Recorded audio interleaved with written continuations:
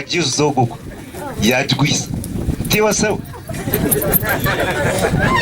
abebembezi bakazo bwa hati bashazire mu kwimuka bakacondoza sente za PDM okuzirigabwa baiteki batangarize no kushanga ngo akacika karukurira programu egi omuri Kijuma karukwiha abantu sente ngo kandi nabandi bakatunga sente zitashikire miliyoni emwe bare cyayimana kutereza umugisha gwo kubuza kandi yabara no kwija kuconjora inshonga zetu ito tutazaho mu kibina no kereza lemtware shatu taho mu group natereza kafur Tuwele twagar ka twahera hin kumitana hana tuhono bat sabab nita kaun natereza mu group nyewe cyanye mutya kugamba ito okutandika okuzomo PM ni jamunende niga ate kutwa nitwe tukatandika nk'abandi nitwe sente zibaye bashaba twena tuzihereza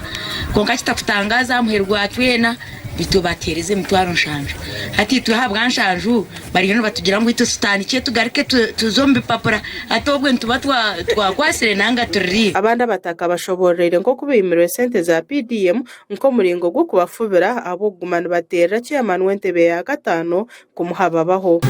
nyewe ekibuzo cyanje reki chairman LC1 yagambere mutera amasumo kwa district kandi nanye ndiyo mumbaye mbakutunga sente konka karimo kutunga sente nguninya naterire chairman ogwesimu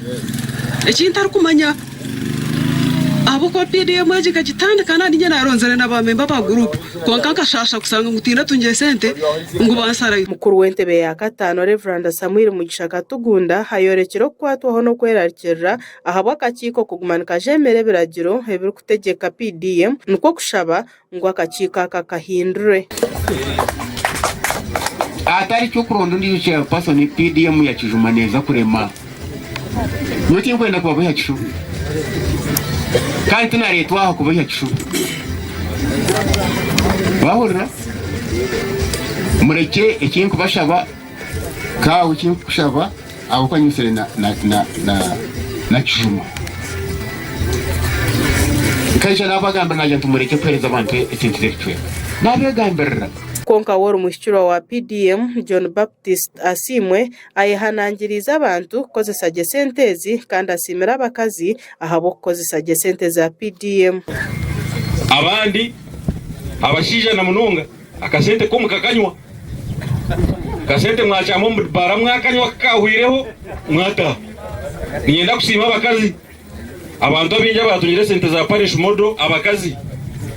pasenti kinana esente zabo zine kizakozere warga nagira ki nakikwereka abakazi mwetera rumunga Hona Wordis wakazo Mayanja Badru hayorekero butashemerwa ngo habo kwa sentezi nizugomka kiko akomorka kandi yasima abakozi ba district obutejumbira mu bikorwa nkebi kinsanyusiza nti mu ba staff bange tiwaliwo noma aba implicated tiyabasaba sente singa abaddewo mbadde ngenda naye police statement neba staff timuli nekitegeeza nti obuzibu bwonna bwebanga bwe buli buva muki mufe abamwetaaga omukozesa so gavana kirala kinsanyusiza nti abantu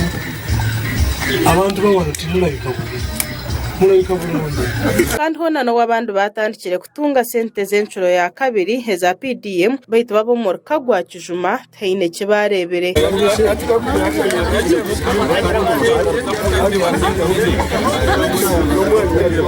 gasha kwa sima naume habwa Sky Television ageshonga omurkazo